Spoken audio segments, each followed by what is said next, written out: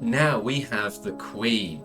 Now the queen is the most powerful piece on the chessboard, but once again there isn't a whole lot of space to move the queen at the start of the game, so we tend to save her till later. Now the queen can move anywhere in a straight line, but unlike the knight, she cannot jump. So notice that in this position, she can only move to here, but that does open up a few other possibilities. Once the queen is on an open board, there's actually 27 possible moves that she can do from the center. She can move anywhere in a straight line as far as she wants, but she cannot jump. The black queen may also mimic. Now the king is the most valuable piece on the chessboard, so valuable in fact that we don't even give it a number. It can only go one space in any direction. It's basically a very slow version of the queen, but we must try to keep that king safe from danger. And we're going to talk about what happens if the king gets attacked in a later episode. So guys, what is your favourite piece and how does it move? Write something in the comments for me.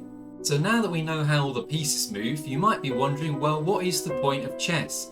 I often ask myself that. Within the context of the game, the idea is to attack the enemy king in such a way that it cannot escape from danger. Let's imagine that this rook here moves up the board and is lined up with the enemy king. Now this is actually called check.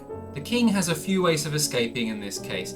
Now the first possibility is that it could actually move up or down and out of the line of fire of the rook. For example here, it is no longer in danger and the game continues. A second way to escape from check is to use another piece to block the line of fire. So the knight goes 1-2 round the corner and sits between the rook and king, and there is no longer any danger. But the third way, which is often the best way to escape from check, is to capture the piece that's attacking you. So notice this bishop down here has a brilliant move.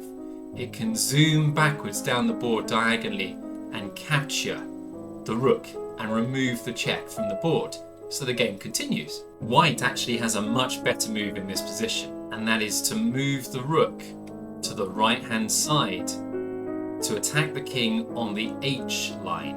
Now notice this time the king is attacked, but there's a queen on the adjacent line, which means that all of these squares here are covered by white pieces.